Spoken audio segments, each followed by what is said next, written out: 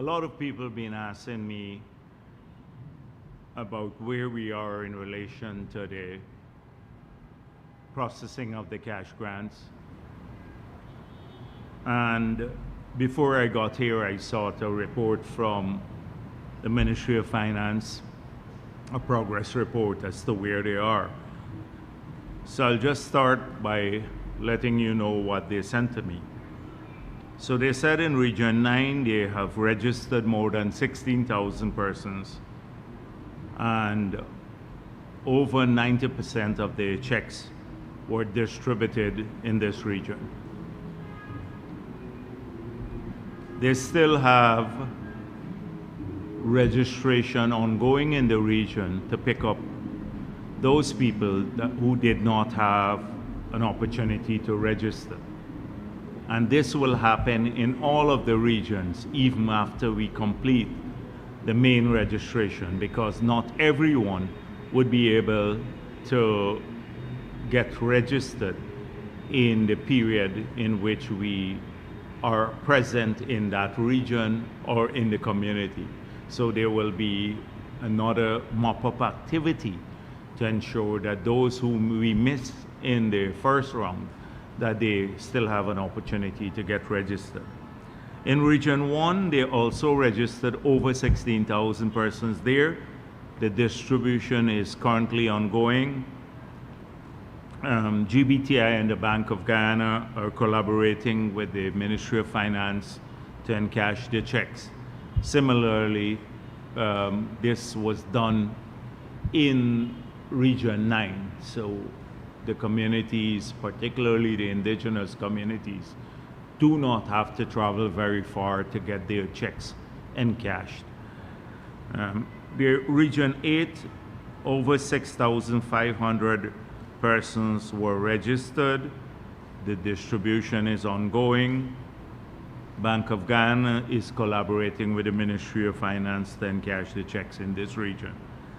Region 7, over 12,000 persons were registered so far. The registration is still ongoing in this region. Soon they would, in fact, they have already started processing some checks. Once they're registered, they verify, then they process checks. So they've already started processing some checks for this region, and those soon would be, they would start the distribution process in Region 7. So that brings us to Region 4. So far, over 221,000 persons have been registered in Region 4, and about 156,000 have been verified, and they've started printing checks for those who have been verified. So let me give you an explanation. Is once they register, they still have to go and check the database to see there is no duplication, etc. So that is what they mean by verifying people. And so once they're verified, the checks are printed. They're public servants, over 50,000 public servants and members of the discipline services were registered. The checks were printed, and soon these will be distributed by the agencies. This should hopefully commence over the next few days, and hopefully be completed before the end of the year. This does not represent all of the people in the public sector payroll, because you have about 6,000 to 9,000 persons on the public sector payroll. So only about 50,000 of the 6,000 to 9,000 have been registered thus far. And they have about 44,000 pensioners who have been registered. 27,000 checks were printed, and the remainder are currently being verified and processed. And the ministry is currently engaging the NIS and Ministry of Human Services to have these distributed. This is the report from the Ministry of Finance that I received just earlier today, given the many queries that we have received about how the exercise is going. As I explained, soon we're going to be starting the process of registration in the remaining five regions. So hopefully the money could be appropriated in the budgetary process early next year, and then those regions would receive, and people in those regions would receive their cash grant too. I just wanted to inform you that, as you may know by now, that you're going to have each ministry doing their annual press conference, so they will be able to explain in great detail the vast and remarkable progress our country has made and in the past year, and how in their sectors our country has moved forward in providing better services to the citizens of our country. So you're going to have detailed explanations about their programs that they had approved in the budget and how they have fared with the implementation of those programs. I just want to quickly draw attention for the naysayers about just what has happened in this period.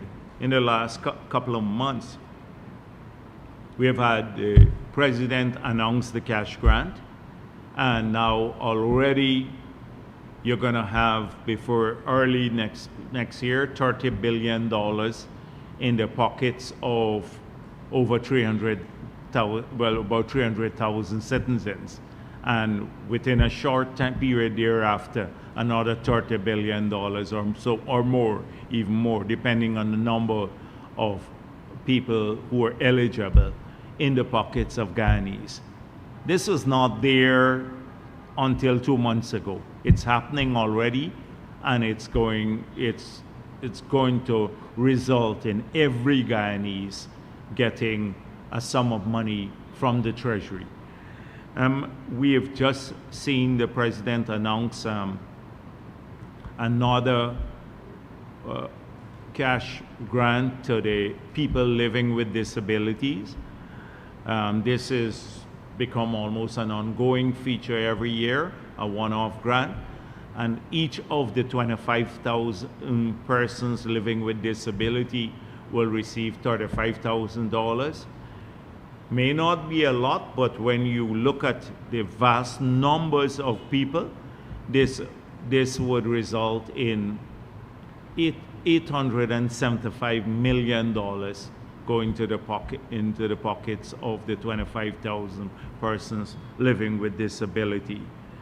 We have another 69,000 public servants receiving about $18 billion in the 10% payout.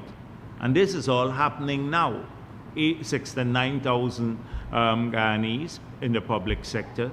In addition to that, we have the 12,000 members of the discipline services getting the $1.8 billion 1 month tax-free bonus that APNU, you recall, took away from them and we reintroduced.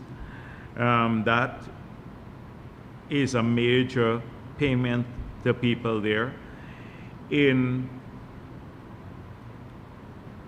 this year, again, just recently, the farmers are going to get $2 billion worth of fertilizer assistance to help them with farming, thereby reducing their cost of production.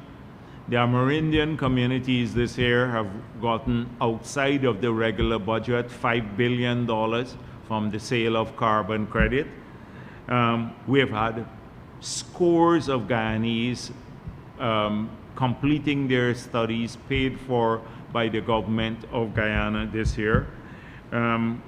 You've already had an announcement of free education from university education from next year, and the setting aside of $10 billion in the next year's budget to address the large number of NIS pensioners who did not qualify through enough contributions.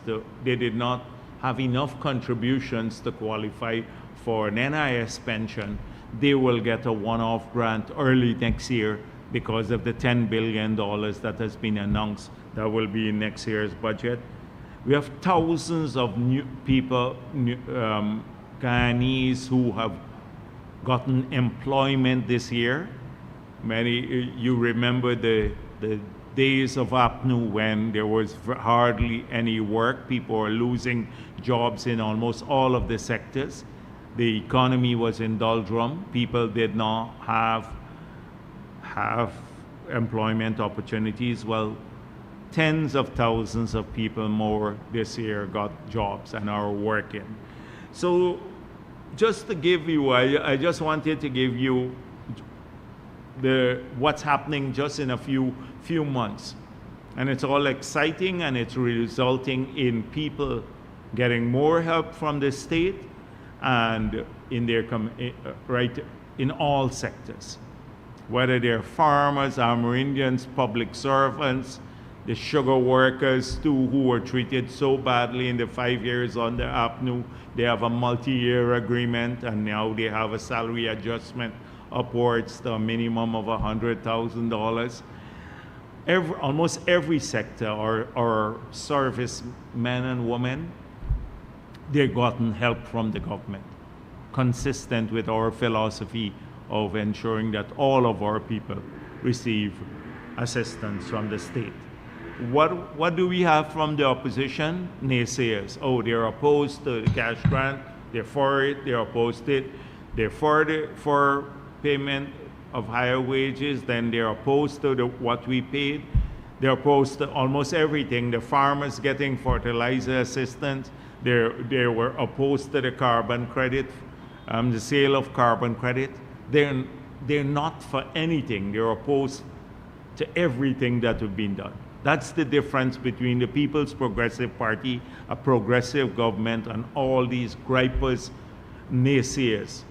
Every week you hear them. Everything has to be wrong. And they're the paragons of virtue. They know what to do. They're so competent now in opposition, but they were a disaster in government.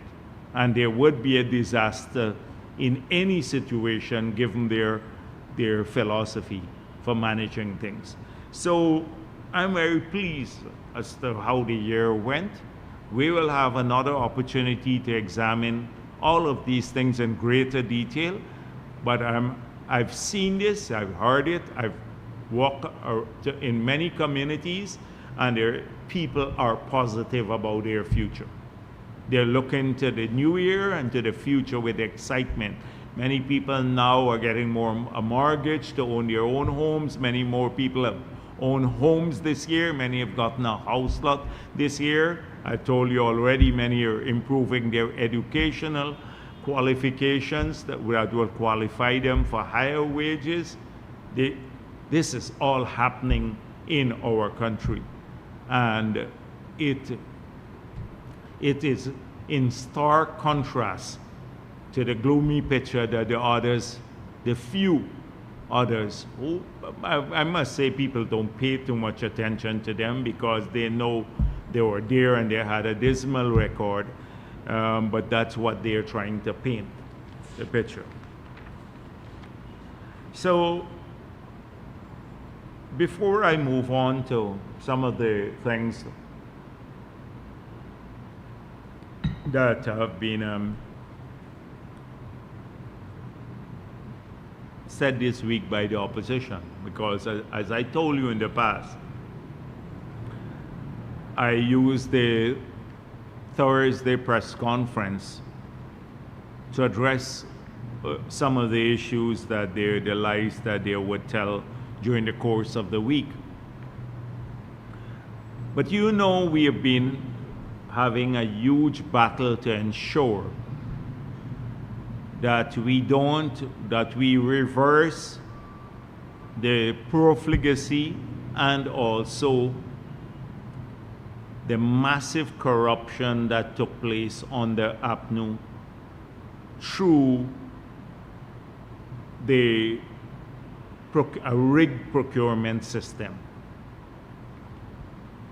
A procurement system that allowed a minister to call a party sympathizer like the PNC sympathizer like Anand Gulsaran, who was a former Auditor General, and say to him, we have some contracts to give out.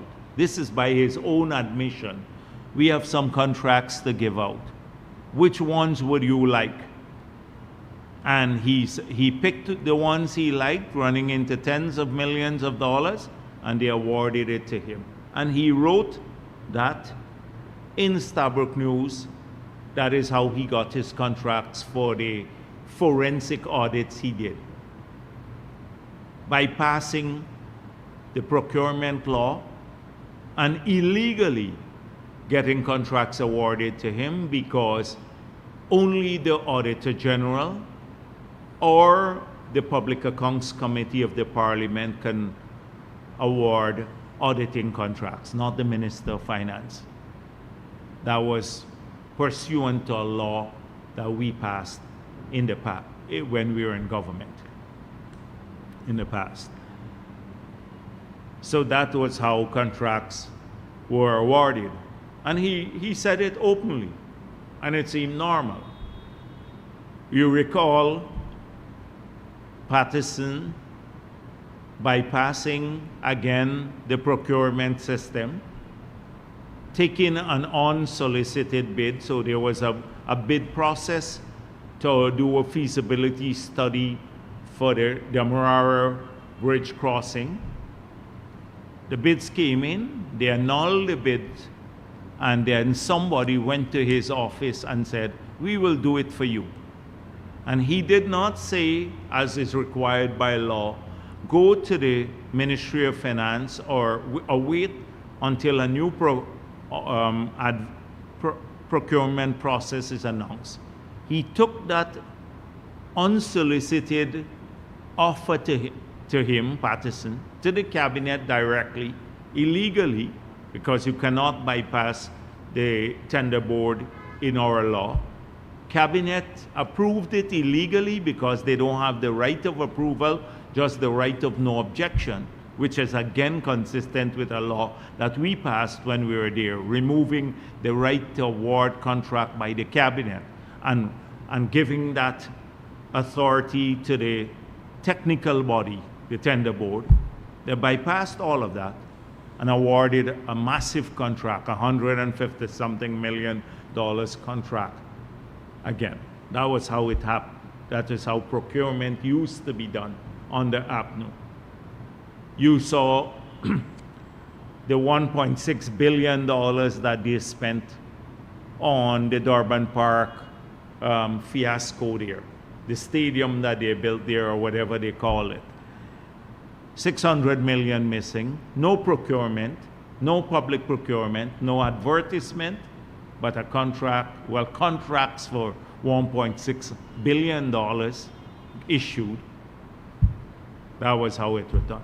We already went through what is required already, also by the procurement law, that every contract issued by the MPTAB must be on their website, posted on their website, the name of the contractor, the contract sum, and the procurement method done. Must be three essential elements of what they post. From 2015 to 2020, not a single one was posted. We don't know who they were awarded to, contracts were awarded to, or what procurement method they used. We have faithfully, since we got into office, posted every one of those contracts complying with the law. So that is what we have been struggling against. Of course, the magnitude of civil works now is greater, because remember, they were spending every cent in $90 billion of increased taxes per year in the 5 years they were there, not to expand the capital program of this country, because it was lower in every year than 2014. They were using it for consumption. They were using every cent of $90 billion more per year they collected in more taxes, because they put in increased taxes for consumption. That is their great economic strategy, consume it all. So we've expanded enormously the capital budget. So bigger challenges and greater opportunities for corruption too. Bigger challenges, greater opportunities. But we have managed, because of an insistence in following the procurement law, that and complying with all of the regulations. That's why we've been able to implement a massively enhanced capital program, more schools, hospitals, roads, everything being built now, with less corruption than they had in that period, and they were spending a smaller sum of money. And the ones that we have had, where we have identified corruption, we have not swept it under the carpet. We identify all the areas where there may be corrupt practices, and we spoke about this. Openly, the president has dealt with this. I met with every permanent secretary, every REO, every head of large agencies, public agencies that are doing procurement. And we said, you have to comply with the procurement law. If you fail to do this, you will face the consequences. In an open meeting there, you saw it reported widely in the country, across the country. And we listed all of the things that we had identified that were sources of corruption, from inflating bills to award to family-owned companies, to engineers soliciting payments for passing shoddy work, but not instituting liquidating damages for delayed work. A whole range of things we listed. We didn't sweep them under the carpet, and we said we'll pay attention to the following things. So that has been done. And if you want to read all of the things that we have spoken about, just go and see the report that came out of my meeting with all of the permanent secretaries and the REOs, etc. It's publicly reported. And you will see that we went through every aspect of all of the things that we find wrong with in some cases of procurement. And we made the case that we also were positive with the permanent secretaries and the others too, because they've worked hard to implement a bigger program. 95% of that which is done well and stuff like that. It's the 5% that we have problems with, that we're going after. So we've kept a constant focus on this all year long to get this going, wherever we have found things. And that's why it's infuriating sometimes when I see things and people don't face consequences. And last week, something happened that one of those that caused me great grief and made me infuriated. So we're doing the Arby Barker Road now as part of the upgrading of the city that has been changing the whole of South Georgetown, but South Georgetown used to be a place that nothing happened in. The land values, the home values were less than in North Georgetown because of lack of infrastructure, lack of business, banks and hotels and those things were not there.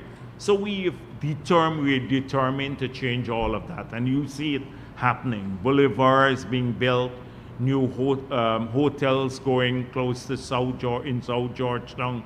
new business ventures, and property values have gone up.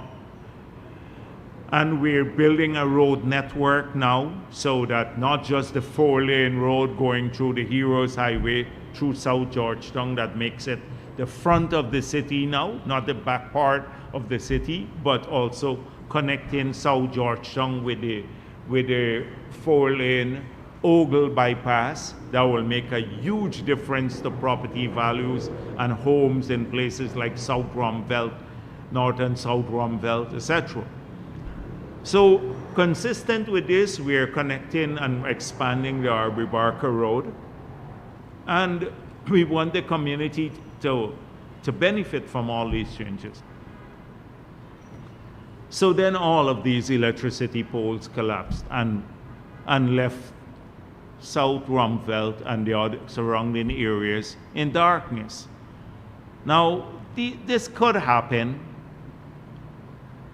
but we were very concerned about as an accident. Accidents do happen. But I started digging into this a bit more, and this was not an ordinary accident. What that discomforted this community in such a major way. So we looked at what happened, and Public Works and GPL have to give credible explanations, because I'm going to be on their case until we get to the bottom of this. Because for one, these poles that were moved there, from the wooden poles to the concrete poles now, they were moved out of the pathway of the road to expand the road. So I'm told now that they were not put there, they were not laid according to specifications. They were not put down according to specifications. So Public Works need to say who designed this, who was responsible for what was the contractor paid for, whether it is a design fault or the contractor did not comply with the design, and who supervised this, which engineer supervised this and allowed this to happen.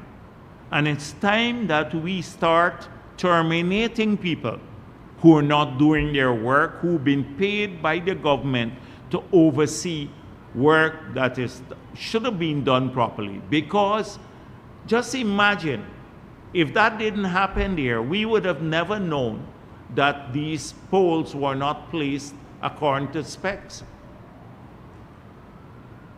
Because someone, either the contractor didn't do their work properly, and if the contractor didn't do the work properly, they had to do this with the complicity of the person who's supervising the work. And there should be consequences. People have to be blacklisted and fired for this sort of thing. Or it's not going to change. Because we can't see this as politicians all the time. You pay people to do work properly and to supervise the work, the staff.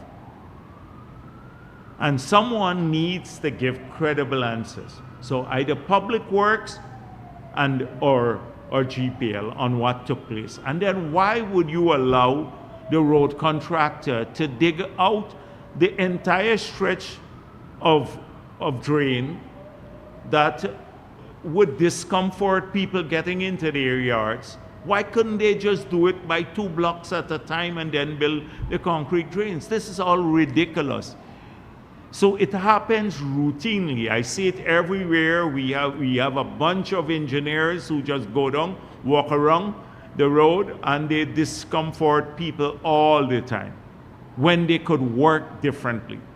And so it's something that bothers me personally, and I'm going to watch this, because I think we're reaching a stage now where people have to face consequences, including staff of the government, who are responsible for designing things or supervising things, because they're getting a good salary now. In the past, it wasn't like the engineers in the state sector or earning a small sum of money. Now some of them are earning huge salaries and they don't pay enough regard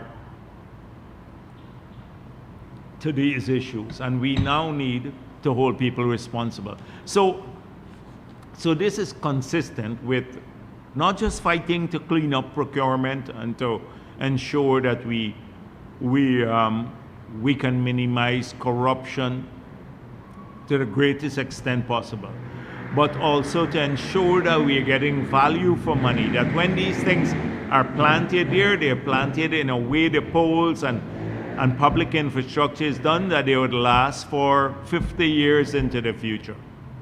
Not 2 years down the road, you find out that they were not laid properly and they start collapsing. This is something that we have to pay great attention to.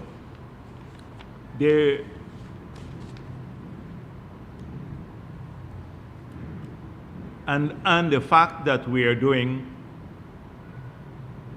100 times, 200 times more than APNU would have done is not an excuse.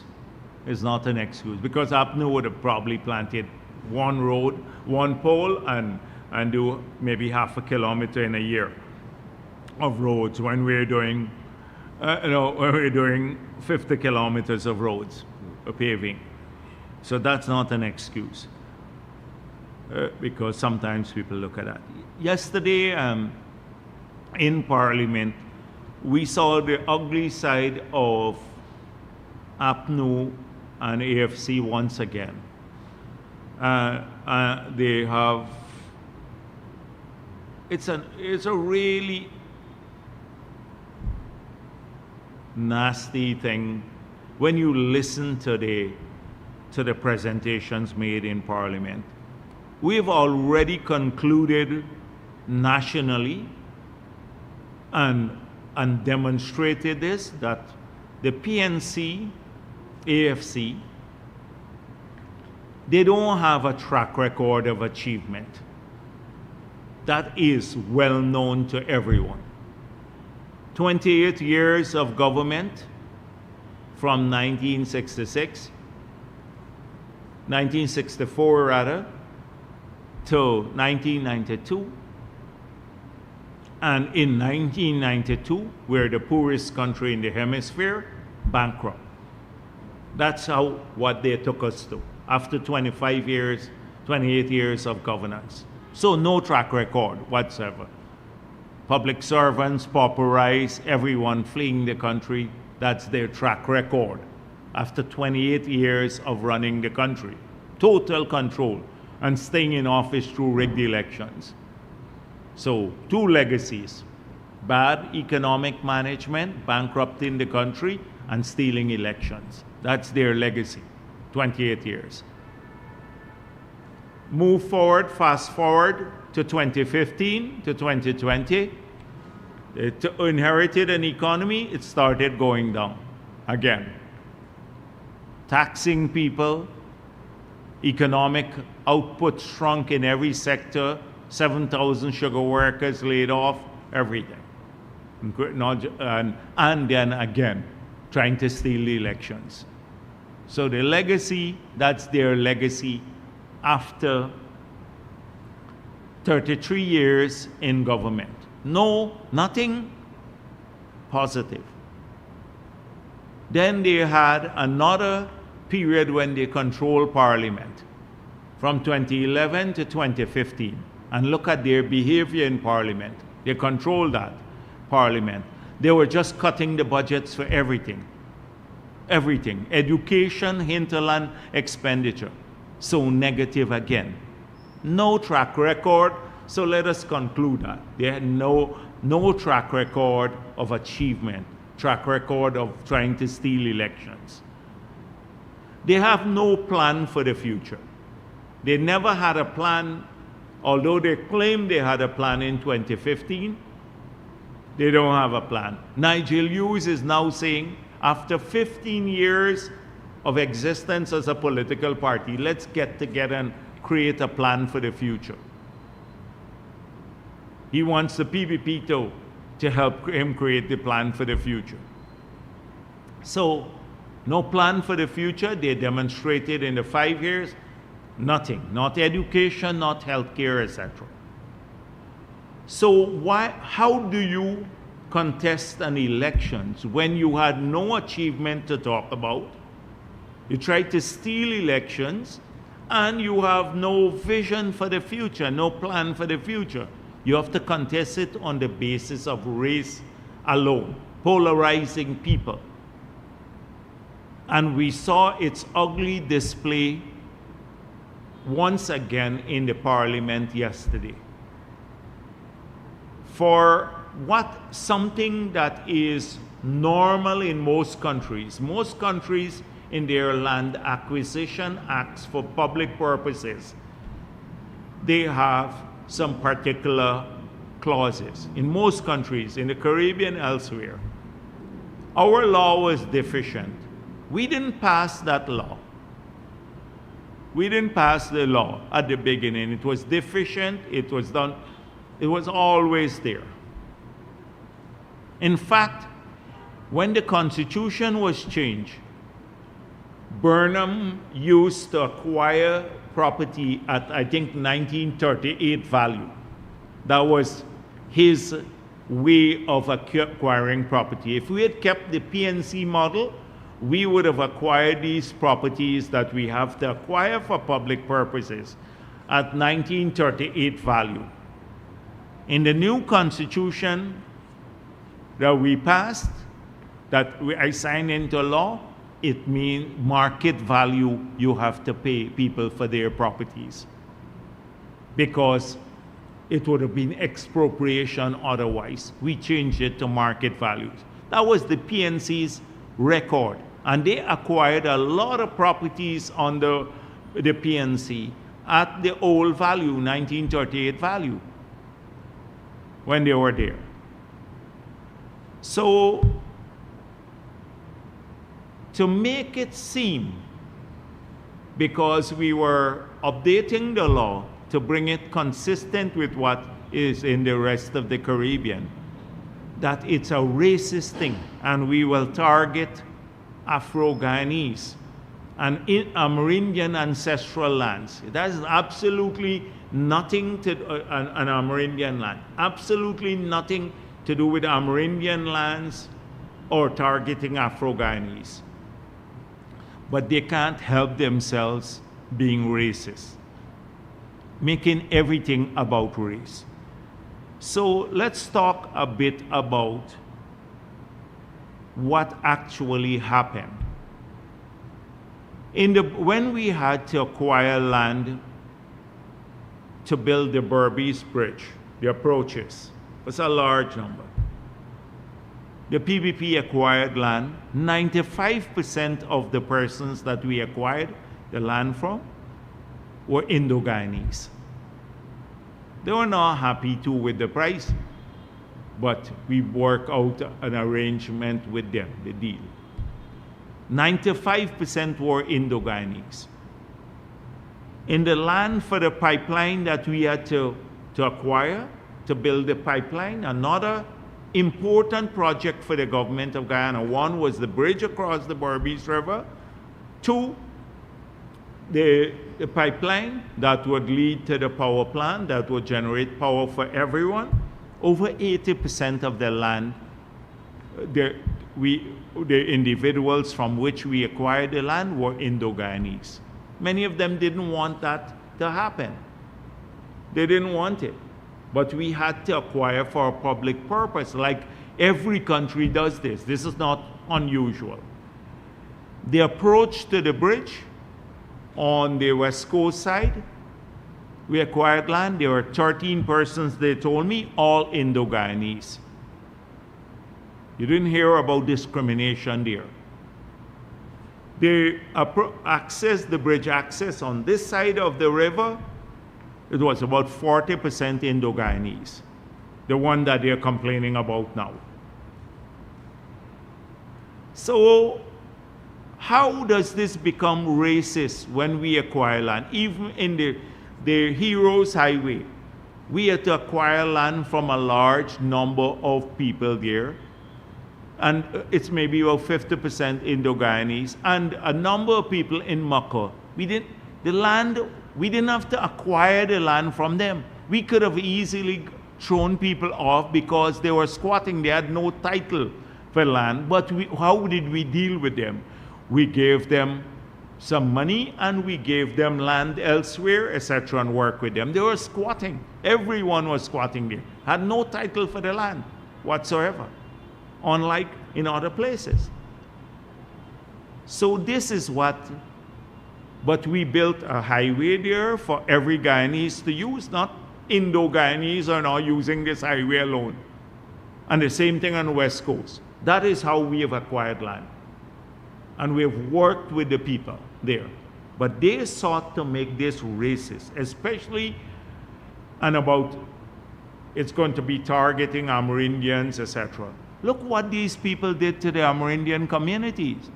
When we left office, we left $10.2 million US under the LCDS funds to continue land titling activities in the Amerindian communities. They dismantled the land titling unit. In Parliament, they said if Amerindians got more land, the minister said that, they would not benefit from oil money because they're too greedy, avaricious. That is what the official position of the APNU was in Parliament.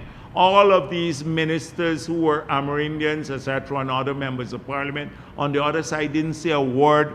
We objected to that from the PPP, calling the Amerindians greedy because they wanted the titles for their land and saying they wouldn't get oil money. That's what's APNU's track record. They stopped titling land.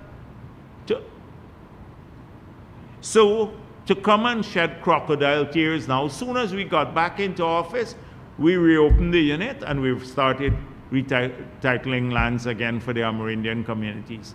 The act that we passed in 2006 was a guaranteed way of ensuring that Amerindian communities who met two criteria, 25 years of existence there, the community, and with a community of over 150 persons, that they too would become eligible. We established the criteria for applying for land.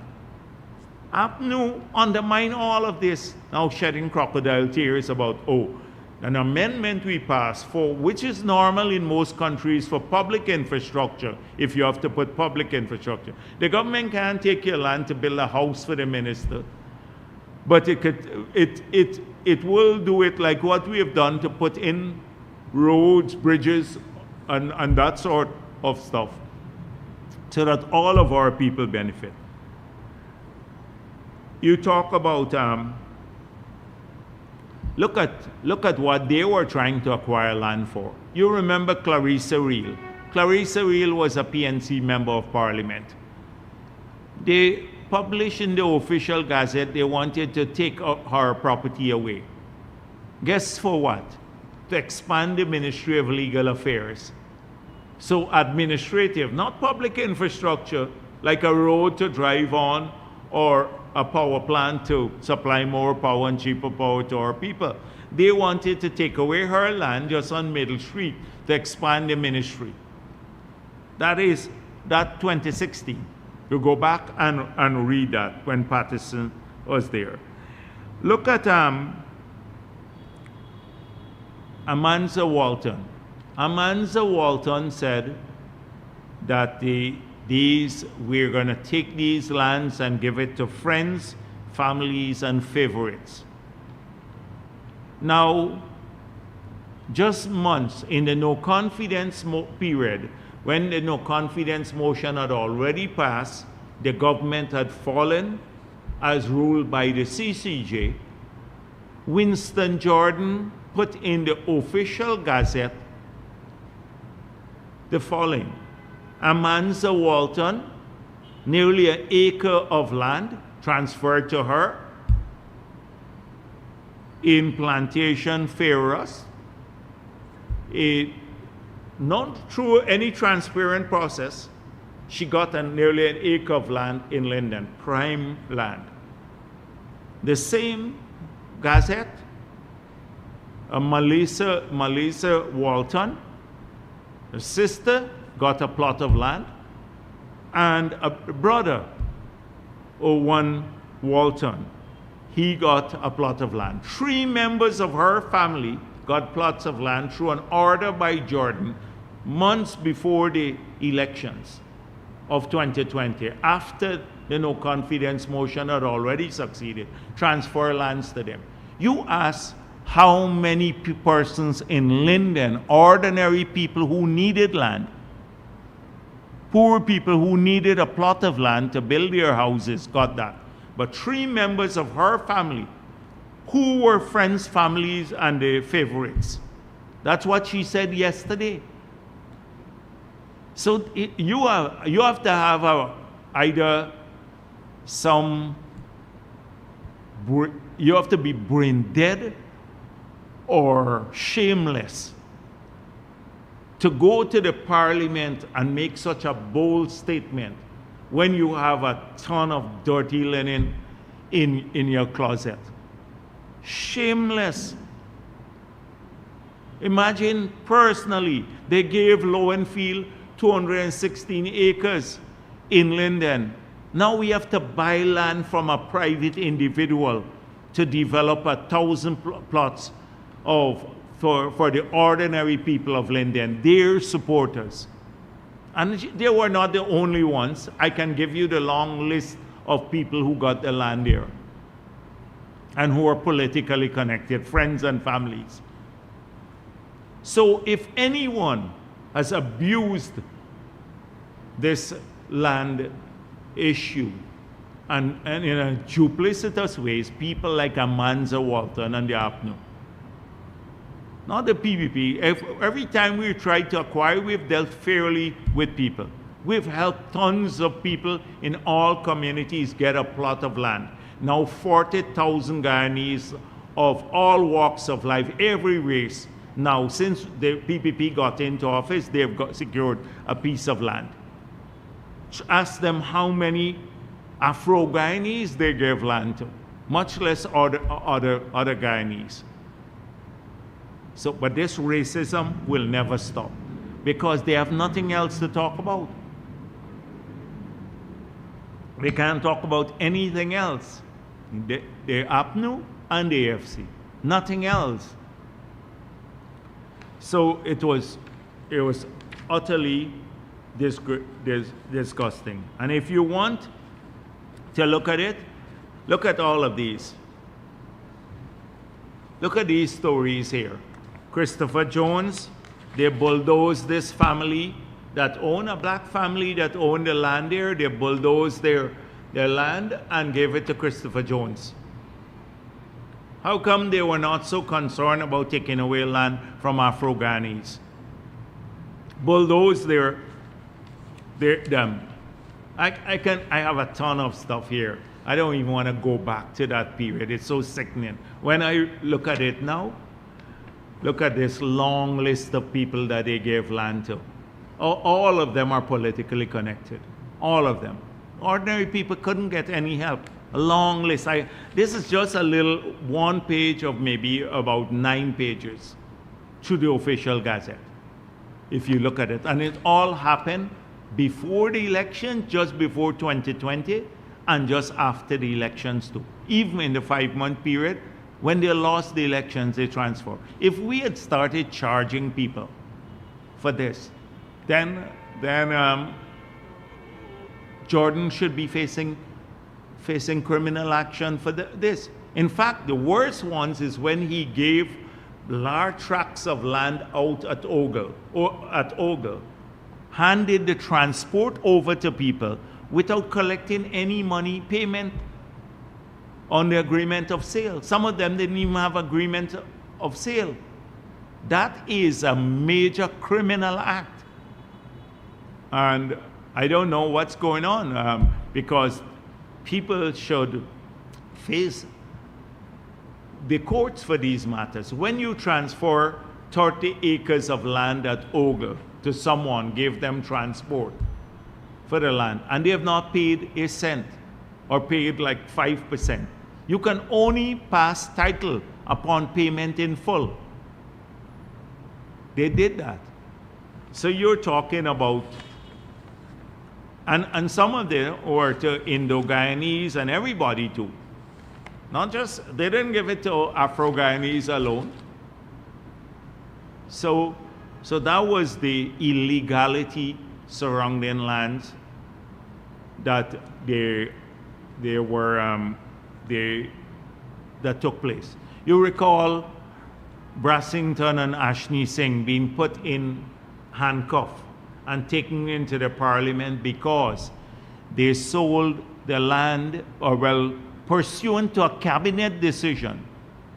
Cabinet approved this after it went through the privatization board to sell 10 acres of land to Movitong at about $20 million per acre, when the public bid before that had yielded about $12 million per acre. So they sold it pursuant to an approval of the cabinet for $20 million per acre. And guess what happened? APNU charged them, parade them in the court with handcuffs for that act. And then they turned around and went to the opening of Movitong when they were there.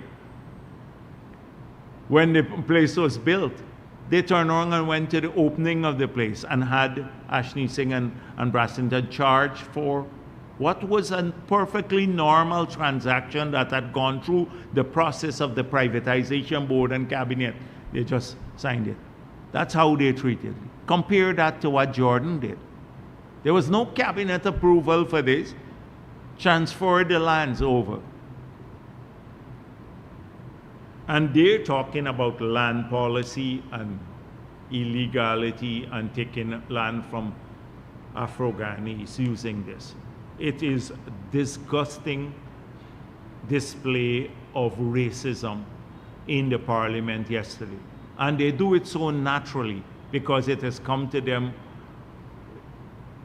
over the years, their practice at this. Their practice at this. That group can never really rise to the challenge of a new Guyana. And you know what bothers them a lot when they look at what the PPP is doing, because the PPP is the multi-ethnic party. You know what shocked them a lot is when they saw the PYO and the images of like 16,000 people joining the youth arm, and young kids of every race and every religion sitting there because they see a future with the PPP.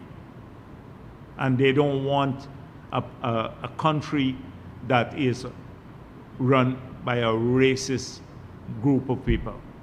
They want all of our people to work and prosper together. That's what bothers them and gives them sleepless nights. So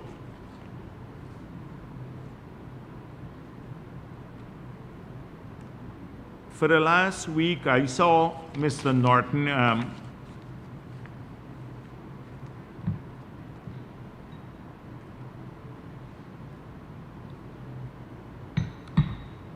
making it clear. I think Norton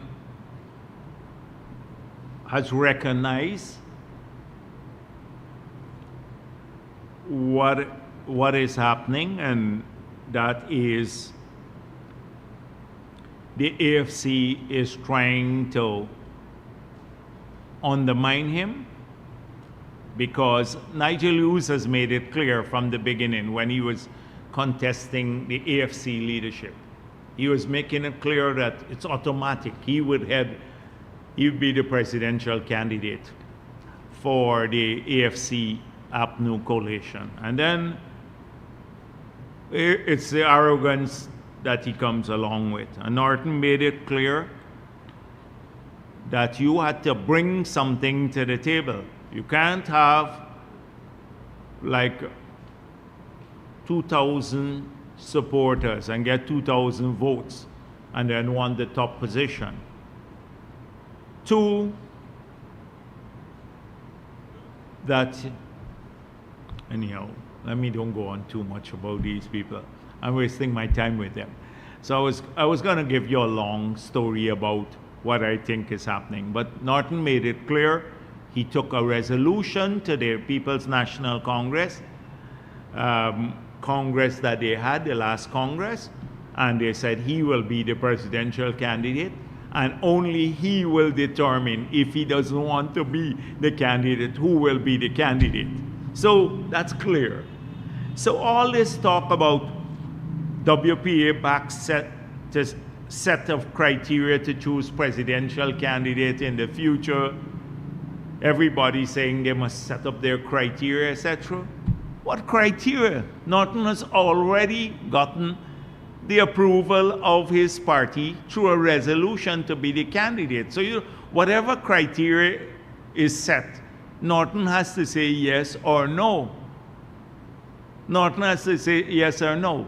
It's all in his hands, and that's why I told you a few weeks ago, I'm aware that they are trying to pool money together, hopefully that they can induce Norton out of that job by maybe maybe a financial offer to get him out so that they can have another candidate. So we're watching this from the sidelines with amusement, basically. We've seen this happen all the time before because, as I said before, it does not matter what configuration they come with. If it's AFC plus the small parties, or APNU, or PNC plus the small parties, or AFC, APNU, or whatever configuration, they're the same people who have been there in the 5 years and had a disastrous period in government. Disastrous period. No matter whatever configuration they come up with, it would be the same people. The same ones who lied to the people of this country, who were so aloof from them they didn't care anything about their concerns, who abandoned their supporters. It's the same group.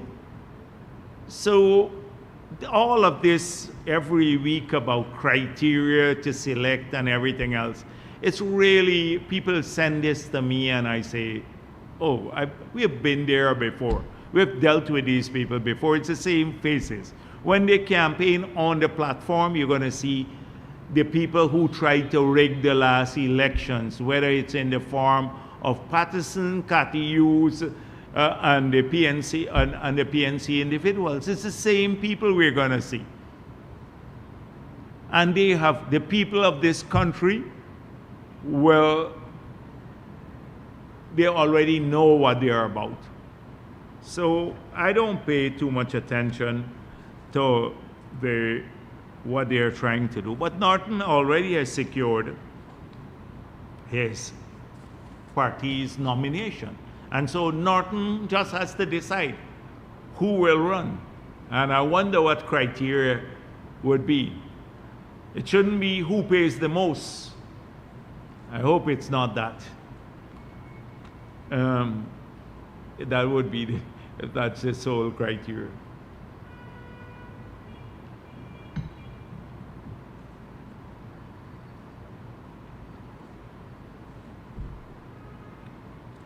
So let me deal with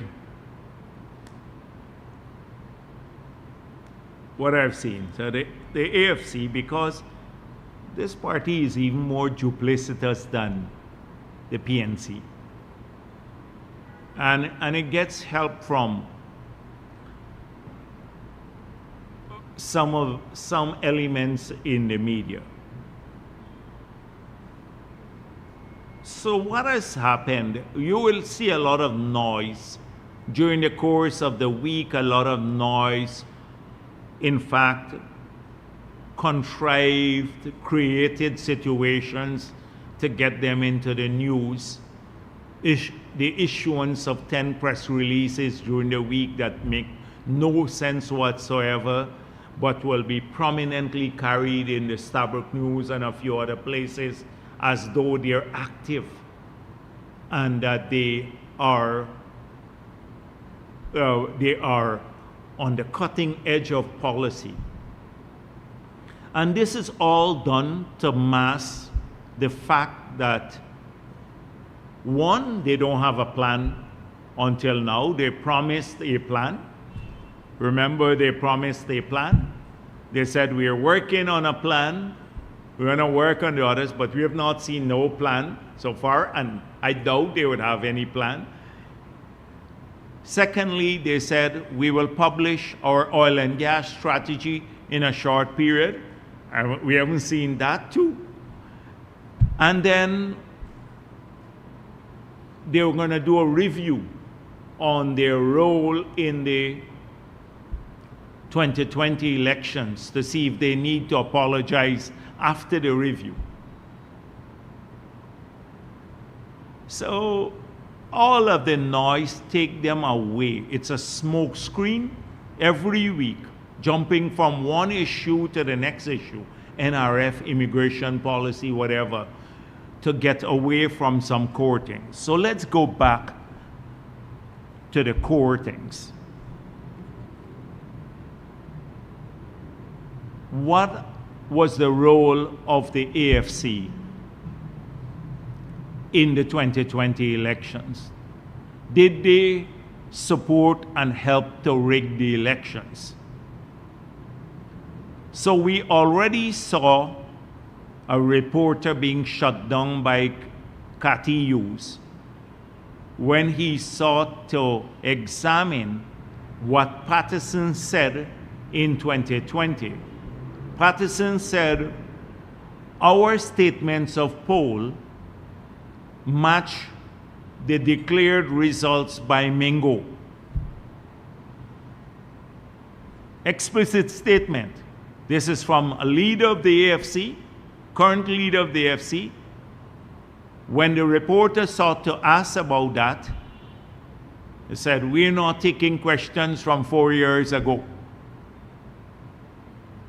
So, if Patterson said that, he said that, and now we know that it couldn't be true, it was a lie, then they had to be part of the plot to steal the elections. The AFC. They were central to the plot of stealing the elections. So he lied blatantly. But they don't want to account for their lies. Nigel Hughes, on the other hand, when asked about their role, he said, oh, I wasn't there. He was there, trust me. He was there in a very central way. A very central way. Then he asked, what should I apologize for? As though he doesn't know that they tried to rig the election. So what should I apologize for? Then when pressed and cornered, he said, I have to do a review now to find out whether we did something that we should apologize for. But the review can't be started or completed as yet. So he then blames GCOM the last week. I saw he blamed GCOM for them not being able to complete their review. And GCOM issued a statement saying they had nothing to do. He lied on GCOM. Trust me. What's the pattern here? Patterson lied in 2020 when he said they had the SOPs that showed that they won the elections and they matched Mingo's figures. Nigel Hughes and the AFC are lying now when they blame GCOM for the not meeting with them or not completing their review. They're lying. GCOM put out a long statement. Please read this statement from GCOM. It shows you how dishonest, deceitful the AFC is.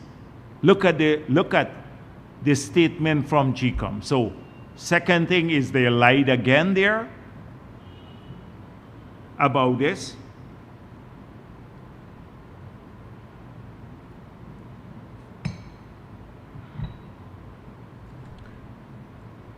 He has so far refused. These are things they're trying to avoid, their role in the elections, because they were part of the gang that tried to steal the elections. The AFNU people, they're trying to remove that stain. They hope that they can just, by ignoring it, we will forget it. The country will forget it. By them ignoring it and refusing to answer for their role, that we will forget them trying to thief the elections, basically. These are election thieves that you see when you see them at a press conference. Then he refused to answer how much money.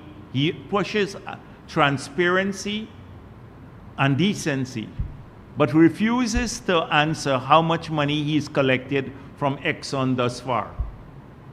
This is something he's refused to do. Thirdly, he made it clear to the people of this country that in my work, I'm not giving up the job with Exxon. I'm not going to give up that job with Exxon. And so he's on Exxon payroll. And if Exxon has a conflict with Guyana, I'm taking Exxon's side. He said that explicitly. It's there in black and white. Check the Demerara Wave story. So clear as day, he is going to take Exxon's side on any issue where the national interest is concerned.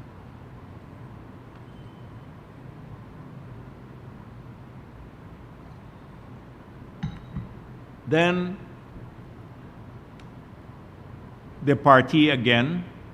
So what are we getting here is a series of lies that they tell, and then duplicitous action. Let's examine another big lie that they told, a bold-faced lie, a couple weeks ago. So I mentioned here that Exim Bank had given initial approval for a loan to the government of Guyana.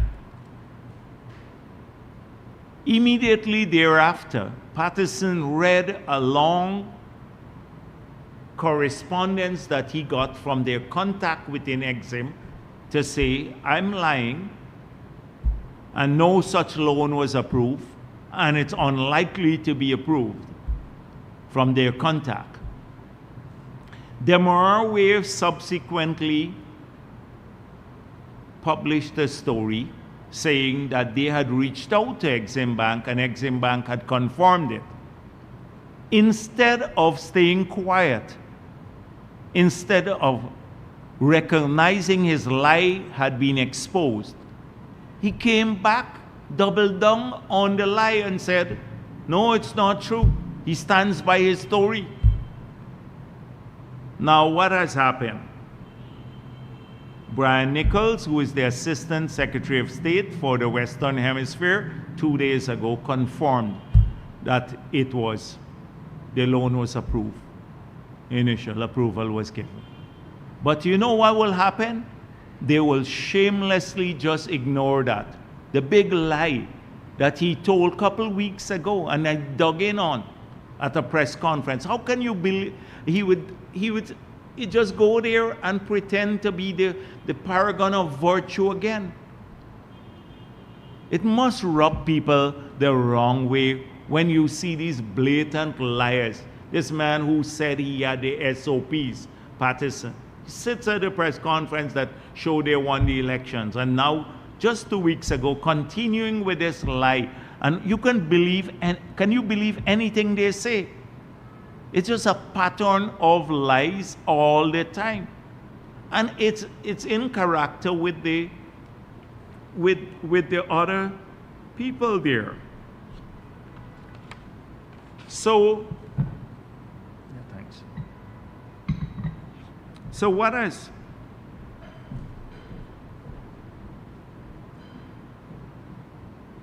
They just overload me with the lies. Sometimes I just look at the Warrow issue. It's this duplicitous nature. So somehow they made up a story that the president first invited the Warrows to come down to Georgetown. Then, secondly, they shifted to someone from the office of the president invited the Warrows to come down. That was false again. Nobody invited the Warrows to come to Georgetown. Then they argued that the Warrows came to Georgetown and nobody took care of them. We saw that the Warrows came unsolicited to the city. They came into the city. They showed up in front of the president's home, State House. President sent his aide-de-camp, Mr. Edgehill, to meet with them. They got hampers. They were placed in a bus, an army bus, taken to Parika because most of them are resident in Charity. They've been in Charity for years, several years now. The army bus took them to Parika, as explained by Edgehill. They kept them there a night. They made arrangements for them to travel back. So contrast that with a number of people. If it was Granger there at State House, trust me, the Warrows wouldn't have seen anybody. They would have had to go back without any help. But Irfan Ali sent his aide-de-camp, although they didn't come at his request, sent his aide-de-camp to assist them. So they sought to politicize the issue. Now, the Warrow showed up, the government treats the Warrows badly. Nigel Hughes, enabled by some reporters, they showed up with their reporters, showed up to take care of the Warrows. And he posted he's going to feed the Warrows and accommodate them, etc. By the following day, he realized that he couldn't politicize the issue any longer. And typical of the AFC, because it doesn't come from their heart, typical of the AFC, he took the Warrows and dropped them off at the ministry. He deposited them and disappeared, sped off. That is the love that they had. They lost the love from the night before. In a short period, in 8 hours, they lost all the love for the Warrows. And they disappeared once again, Nigel Hughes. This is typical of the AFC. Once he realized that there's nothing to be gained politically from it, he just dumped them again. Like how they did their supporters in the 2015 to 2020 period. This time, the Warrows were the unsuspecting victims. So that is what we have to deal with the AFC. This duplicitous behavior. So he recognized he could not, he had to find an explanation. So suddenly we hear about, the Warrows were not properly accommodated because we don't have an immigration policy. Suddenly they jumped to an immigration policy. And then the racist views came in, some Bangladeshi truck drivers are here. It's all the connecting thread. Bangladeshi truck drivers are here because no immigration policy of the government. jump to the immigration. APNU's immigration policy, what immigration policy they had? They smuggled 40,000 Haitians through Guyana. When Nigel Yu's party was in office, all of those who said they were at the press conferences, they were there in government. 40,000 Haitians were trafficked through Guyana, smuggled through Guyana. That was their immigration policy, with the complicity of the state officials. They don't want to talk about that. 40,000. People of every race, Bangladeshis were smuggled through Guyana too. There were active gangs working, collaborating with officials of the government, smuggling the Haitians through Guyana, collecting large sums of money and passing them here through the airport. That was their great immigration policy. So you can forgive us when we view this with disgust. That it's all over the place. When he was caught with not being able to exploit the Warrows any longer, he just suddenly shifted to the immigration policy. Now, the last week, there have been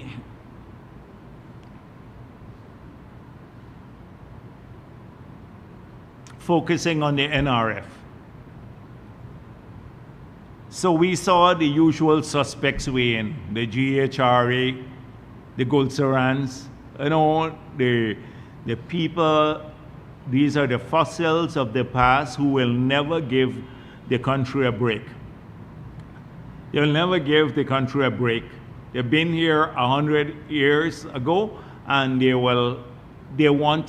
I think they're not happy to see young people and people of every race progressing and people owning things and stuff like that. They're sour people from the past, so they have to run down everybody and everything. So they as predicted, they were into. So the NRF debate.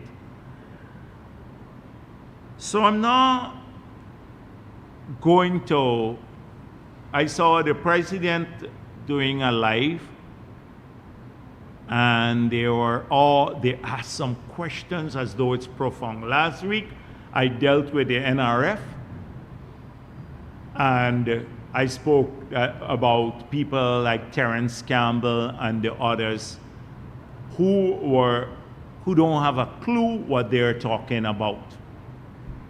And I pointed out their duplicity too. So I just want to make a few comments about their recent posts on the NRF.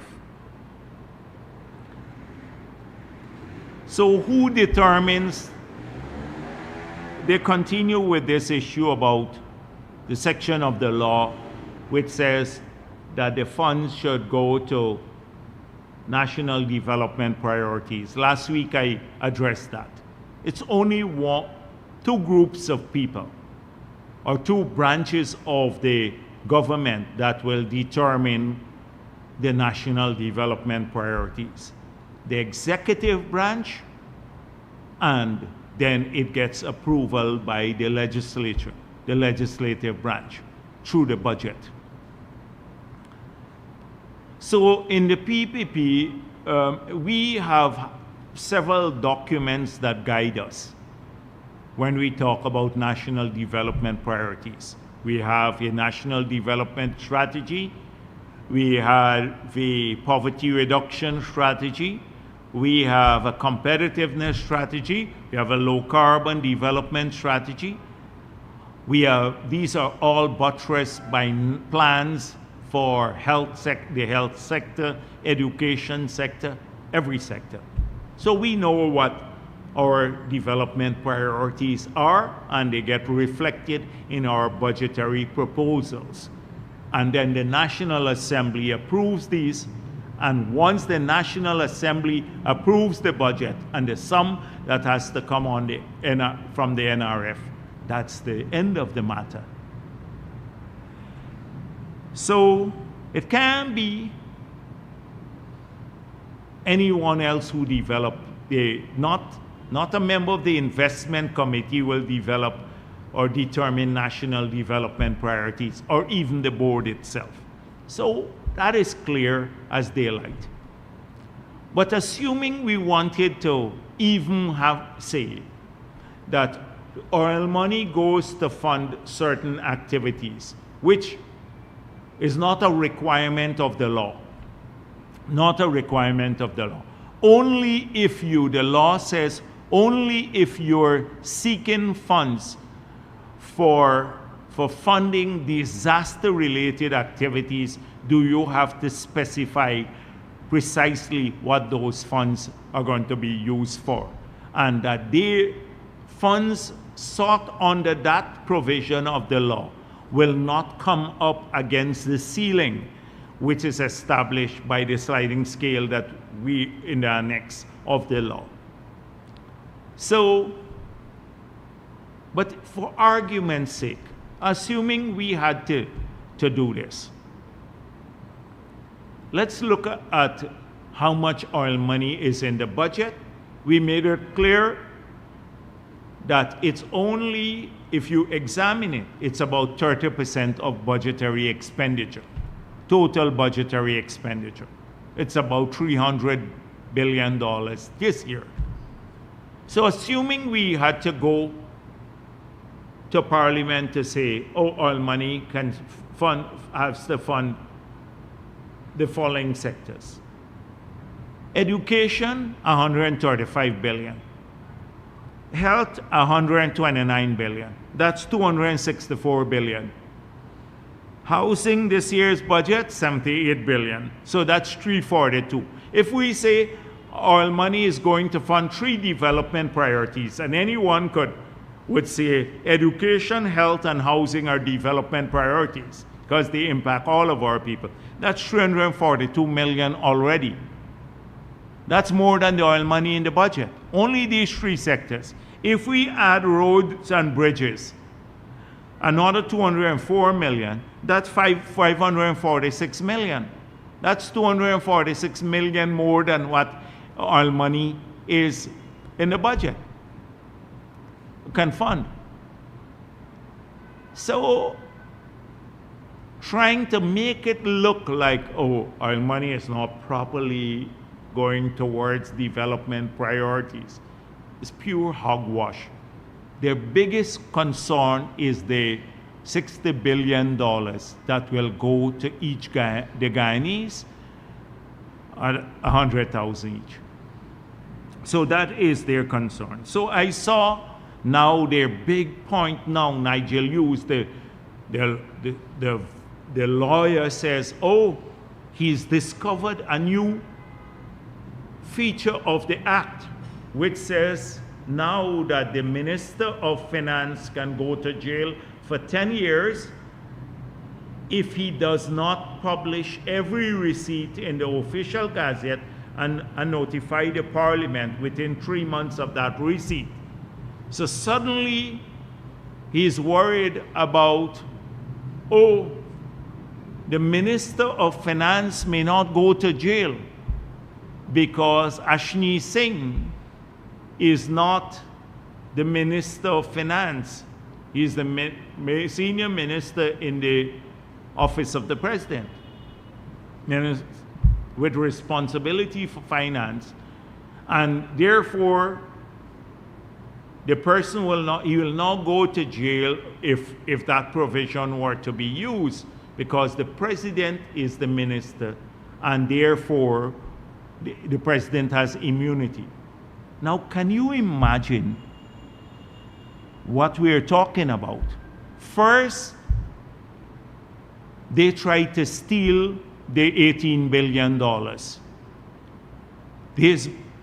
The Minister of Finance under the PNC hid the 18 million US dollars, claimed they never received it when they did. A year after they received it, we found out that this money was outside of the consolidated fund and outside the balance sheet of the central bank. could not be audited, would not have been audited by the Auditor General nor the Bank of Guyana auditor. So out there, the money is there. The Minister of Finance in that period said they thought it was a gift. A gift to whom? To whom? So now we made this change to the law to prevent it. So every receipt you get, not just big signing bonus, but if you get $10 now from the oil companies, you have to not just deposit it in the NRF, but you have to also, including any bonus, you have to notify the Parliament and publish it in the official gazette. Not 18 million, $10 could be. And if you fail to do that, you go to jail. So instead of saying, oh, this is a great advance in terms of the law to enhance transparency, now they're concerned, oh, the minister will not go to jail, because in this case, the president is the Minister of Finance. That is their newfound criticism of the law. Not to deal with their own sordid past. So, if Nigel Hughes, I don't know, he and his, they live in an echo chamber about how great they are and how sophisticated they are. Like Cathy Hughes, Terence Campbell, and the others. But they're shallow, very shallow people. So if he were to go to the official gazette, I thought as a lawyer they do that, and look at the official gazette of 23rd of December 2020, you will see that there are assigned responsibilities to the Minister of Finance. And you will see that Ashni Singh officially was assigned responsibilities for several things, including budget, public financial management, including government accounting and financial control. All of these come there. Once they're assigned, then the minister is responsible. If their portfolio remains unassigned and not gazetted, then it remains with the president. So these responsibilities were assigned to the minister since 23rd of December 2020.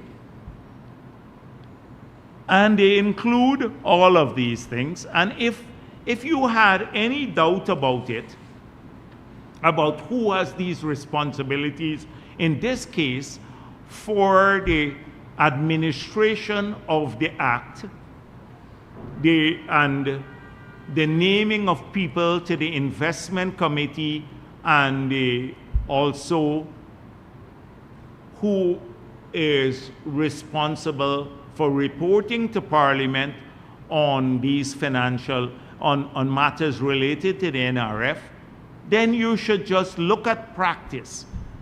Now, the leader of the opposition himself wrote to Dr. Ashni Singh when he nominated Terence Campbell. Norton wrote to Ashni Singh. So Norton wasn't unclear about who is administering the act and who is responsible. By practice, he knows that Ashni Singh is administering the act. So had they just looked at these two things, their assigned responsibility, gazetted responsibility, and Terence Campbell's own nomination from Norton to Ashni Singh, he would recognize that that what they're talking is garbage. It's uninformed, it's unschooled, and they think they've discovered a great, I think Norton's, well, let me don't go down that route, but they have the new law of gravity, you know, they've discovered here. They're so ecstatic about it, they're posting it all over the place. Just do your research. This is a shallow group of people, very, very shallow. I've seen it before. They just jump around all over the place, and They don't have a clue what they're talking about. But I would be even ashamed if I were them, Nigel Hughes, to even mention this, especially coming from their track record and Terence Campbell's track record when the party that he tried to keep in power. Last week I read what he joined ANOG. Imagine we were in opposition and he joined ANOG to keep us out of winning the government. He didn't join ANOG based on what ANOG was saying, oh, they wanted to bring everyone together. His duplicitous motive for joining ANOG was not to bring people together. That's what ANOG was claiming, was to keep the PPP out of office when APNU was in power. So he's acting as an agent of APNU. An agent of APNU. He said that himself, that he joined ANOG for that sole purpose. And that was his party. They should be ashamed that this is when his party was in power. That was their track record. They tried to steal the 18 million signing bonus. They can't show a single cent that is missing from the oil money. Not a single cent. Talk about transparency, etc. And by the way, when I look at the members of the board, the NRF board, so he's not even a member of the board. The NRF board, as we said before, guess who used to run the board? Jordan. The minister under their model, the man who thought that the 18 million was a gift to the PNC.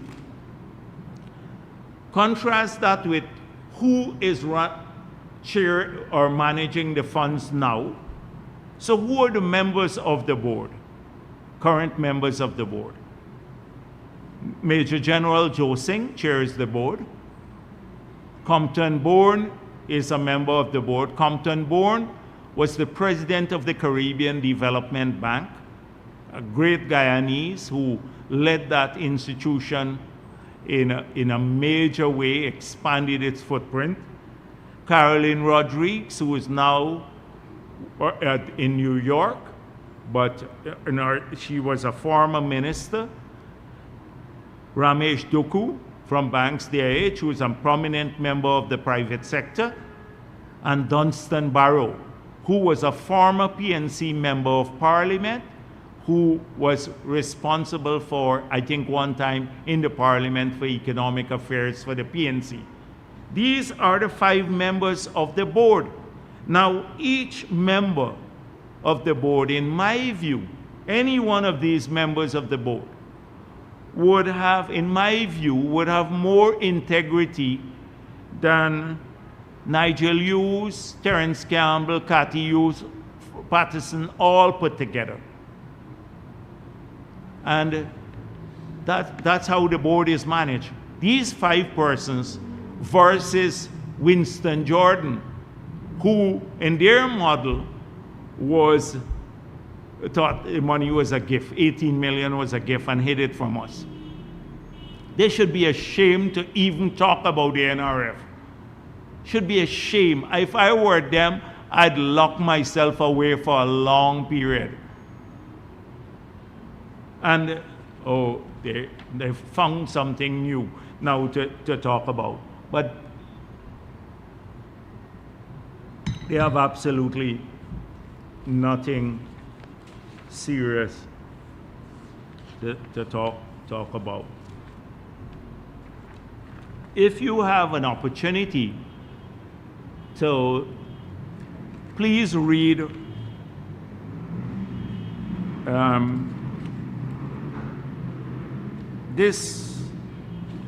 a newspaper article on December 16 by Ruel Johnson. Now, I was in school when Jonestown, the tragedy, took place in Guyana. And most people didn't know and still do not know what really took place in that period. And for decades thereafter, Guyana was only known not for the wonderful people that we have of different races or all of our natural beauty or anything else. They were known around the world only for Jonestown. And so reading this letter really piqued my interest in researching back what took place in that period, because it was like a period when we didn't know what really happened. And what took place there could only happen in countries where you don't have a free media or where you have dictatorship almost. And that was the era under the PNC. We did not have a free media, and the government at that time stayed in office through rigged elections. But it was interesting to see how the government of Guyana was so connected to the leadership of Jonestown and to Jim Jones himself, and how they influenced government policy, even getting the government of Guyana to pass laws in Parliament that were favorable to them and that gave recognition to them.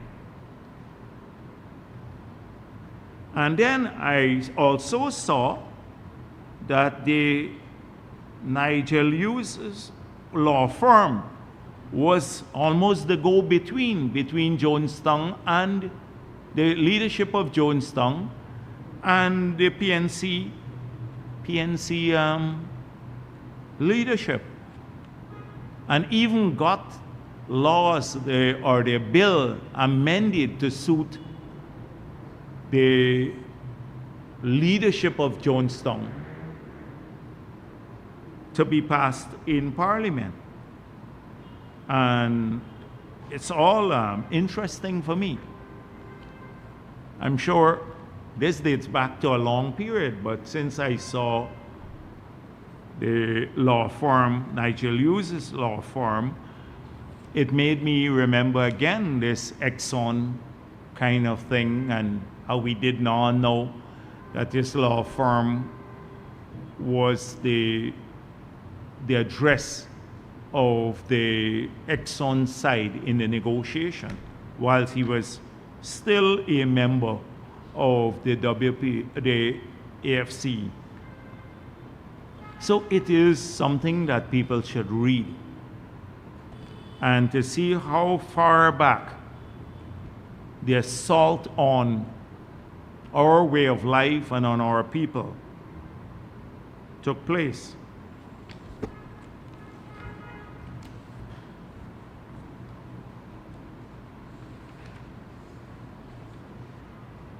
Yeah, I'll end there. Thank you.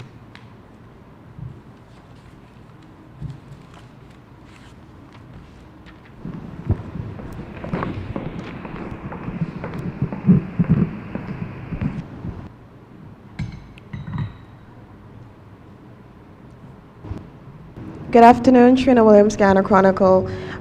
Do you have any comments on the suspension of GTU President Dr. Mark Light and the second Vice President Julian Cambridge? Yeah, I was shocked that the General Counsel of the GTUC, not TUC, Teachers Union, the Teachers Union,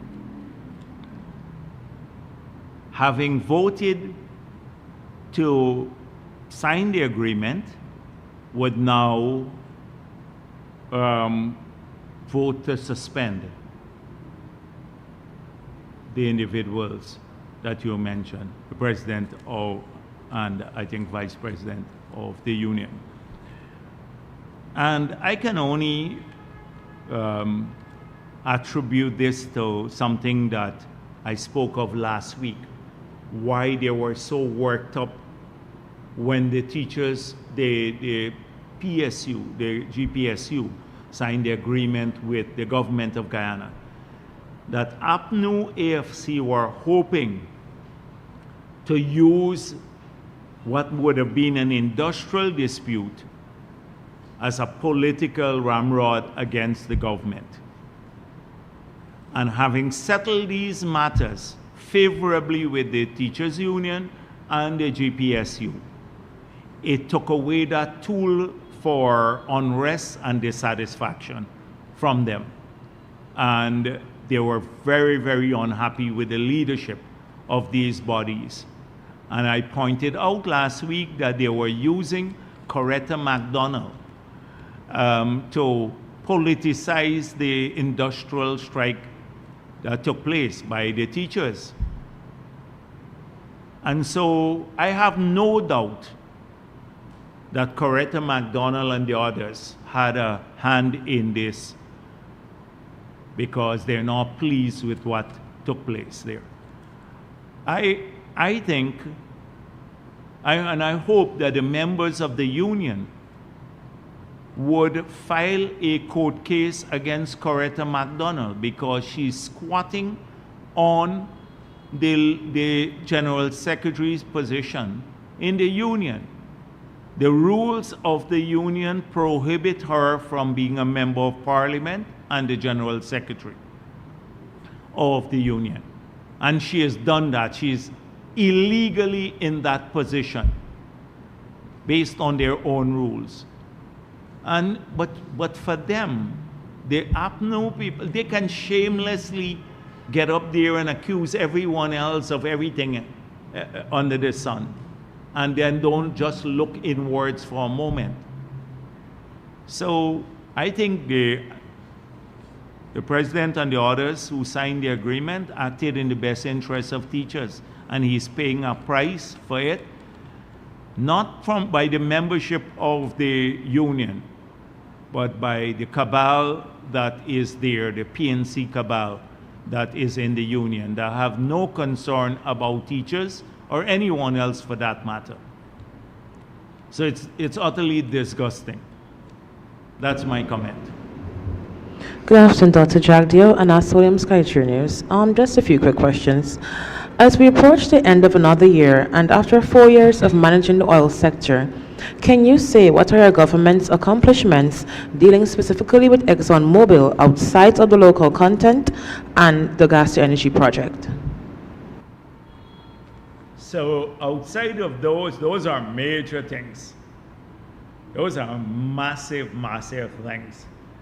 I'm glad that finally Kaichor News is acknowledging that there are some positive things. So let me start by thanking you for raising the local content law. And I wish to point out here that APNU was urged when we were in opposition to pass this law.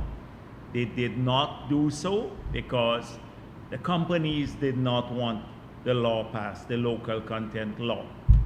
The companies made the same argument that they made to APNU, that should we pass the local content law, it might lead to them having to close shop here in Guyana. We, in spite of their position, we went ahead and passed the local content law. As a result of that law, today we have Guyanese, over 1,000 Guyanese companies benefiting from maybe $700 million US of business per year. That's what it has grown to, and it will continue to grow in every sector. So an opportunity to own things with greater dignity our people can supply, from security services to rental of dwellings to guards or to cleaning services, food, a whole range of things. Things that were done by foreign companies that Exxon and the others were happy to give out to only foreign companies. They have to, by law now, only procure these services from our people, from Guyanese. And I'm so pleased that that was a major achievement, because this has not happened in many countries in the world. If you go to countries around the world that have been producing oil and gas longer than we have been, you would find they still don't have a comparable law in many of those countries. And that's why in those countries, you see the locals not benefiting from anything happening in the industry. That has changed in Guyana because of this law.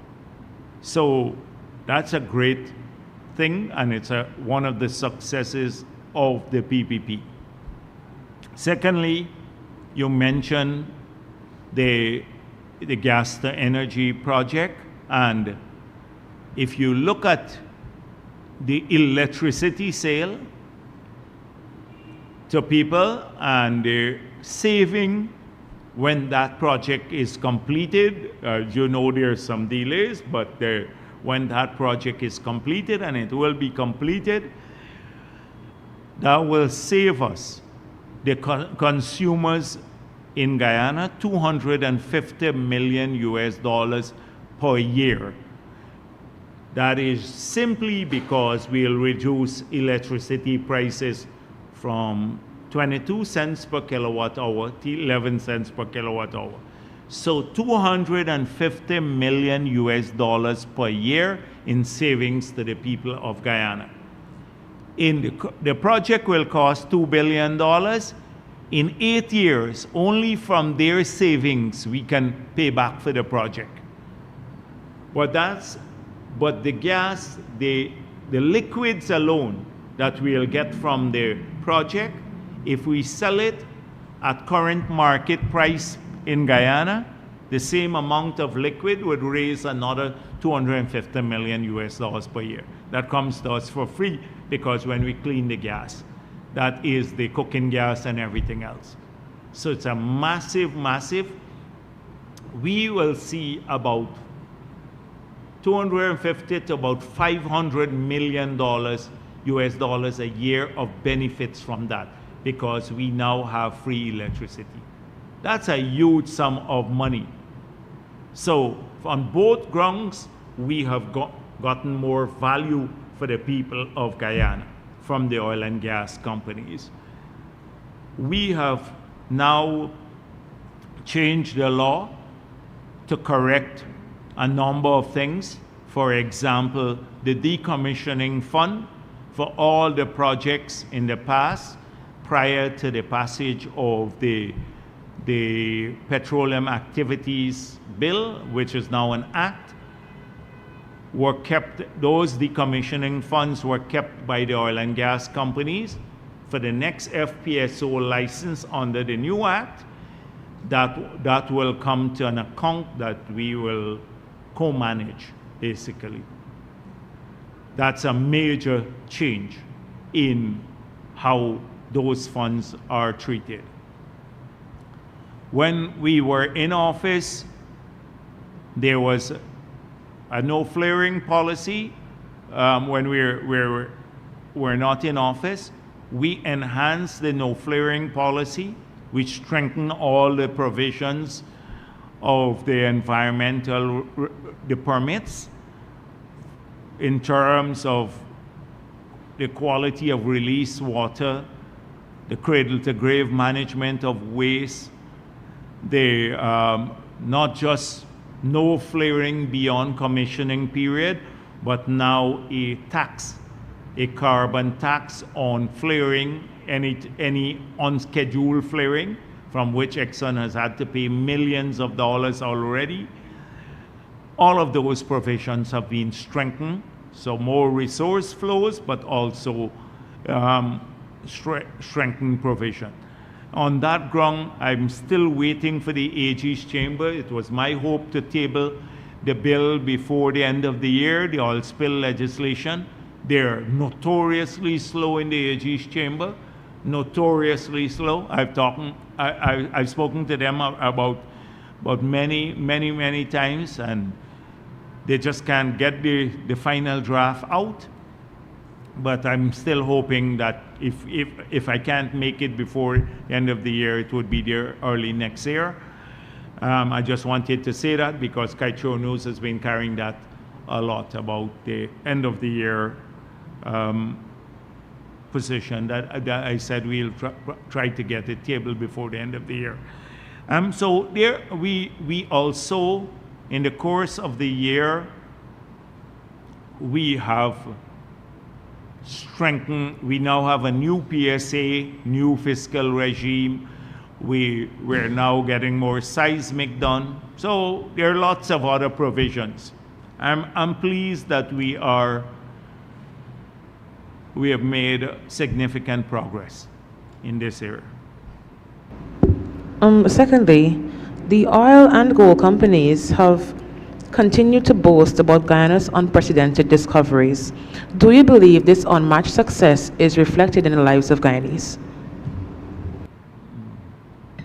Yeah, so first of all, discoveries would be one thing. Producing is another.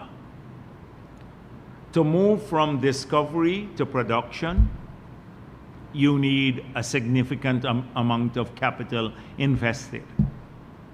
I pointed out that our total, the aggregate savings in our banking system now, total, for Guyanese companies and also individuals, might be around $8 billion. That's all of our savings. Every one of us, the money we have in the bank, plus the companies, $8 billion US dollars. If we had to take that to build one FPSO, we can't fund a single FPSO. That's, take all of our savings, your saving, my saving, Glenlal's savings, everybody else's savings, Norton and others. We can't build, and banks, DIH and everyone, we can't, one FPSO. So often, it takes money to move from discovery to production, capital invested. The capital to invest in the fossil fuel sector globally is becoming scarcer and harder to raise because of the fear of assets being stranded and net zero. So you have to be out there not to say, oh, we have discovered a lot of bauxite too. We have massive bauxite finds, millions, tens of millions of tons of bauxite. But why is it we can't export the bauxite? First of all, the markets have changed globally and you need massive investments. But that has been there all these years. So for you to have a viable strategy, you have to ensure that you have a fair fiscal framework that allows an investor to make a decent return on their capital if they take the risk, but at the same time you have a fair incentive, a flow back to the Treasury. And I think in the People's Progressive Party, we have accomplished both. We have given enough incentives for people to want to invest and risk their capital and raise capital, which we don't have. But at the same time, we have changed the fiscal terms now to ensure that our people get more. Not just the fiscal terms, but the same thing with the passage of the local content law, that more opportunities, not of a fiscal nature, but in terms of a procurement and supplies opportunity, that they benefit from this. This is how you deal with economics and growth. You can't just talk about discoveries, etc. So you will see our approach being very different than the scatterbrain approach of the AFC or the PNC. It's scatterbrain. It doesn't have any like logic to it. 1 week they're for all the incentives to the other side, like they did when they were in office. They signed the 2016 agreement. They're out of office now and they want to go the other direction. We have been stable throughout it all. That's why our approach has been sustainable. So it will take time to move from discovery, even in the gold sector. Sometimes it runs you billions of dollars for the large gold mines to be developed. We believe that moving, when I was president, we moved the royalty rate from 5% to 8% for large companies. On the other hand, APNU increased the royalty rate for the local and their final tax for the local. We had to reduce it back. So they were targeting the locals. We increased the royalty for the foreign companies, the oil company, the gold mining companies. So the approach very, very different for us. Yeah. The president had announced that every parent would be granted a tax exemption of, I think it was $10,000 per child. Can you say how this will be rolled out? So it's simple. When you file your tax return, so a law would be passed, and when you file your tax return, so that becomes a deductible. So if you have like 3 kids, you have a $30,000 a month. So your taxable income is say $100,000. Your taxable income will now become $70,000. So you understand it. So that is how it's an allowance per child. So it's a child-friendly type of taxation policy. So to the extent, so I think I explained it, because if your taxable income is X amount, this would be deducted from your taxable income. So your tax payments go down. Yes. Good afternoon, Dr. Jagdeo. I just have one question. Back in opposition, when you were in opposition, you had said that Guyana should be sad every time a new oil project is signed because the opposition had sold out our patrimony. Has that view changed, or does it remain the same, and why? Yes. So I said that, and I held to the view. And not only did I say that, I said that these contracts, some of the contracts will be renegotiated contracts. So we had at that time six of the 6 contracts. That is with Kaichor, Kanji block, several blocks. 6 contracts. So when we said we're not going to renegotiate the Stabroek contract, and because we're already in production and we will kill the momentum, that statement did not relate to the 5 other contracts that we had. Remember, when I was talking about this, there were 6 contracts outstanding. So we said we will renegotiate those contracts, and we've effectively kept our promise, because we made it clear that the new fiscal regime would have to apply to all of the contracts that were outstanding or are currently that were outstanding then or are currently outstanding, except the Stabroek block. So sometimes people confuse that with the Stabroek renegotiation, because there were 6 contracts that we were talking about, and we have effectively renegotiated 5 of them, because we made it clear that the new PSA would have to apply to all of the 5 that are outstanding outside of the Stabroek block. So Kanji, Kaichor, everything else. So I hope you understand that, because sometimes that becomes a bit confusing to like people who are looking at this. Oh, they said they would renegotiate the contracts. and they did not renegotiate those contracts. We did renegotiate those contracts, all 5 of them, by making the new PSA applicable to them. Dr. Jagdeo, Cordell Jones from Livewire News. Terence Campbell has filed a report against you to the ERC. Any comment on this? So,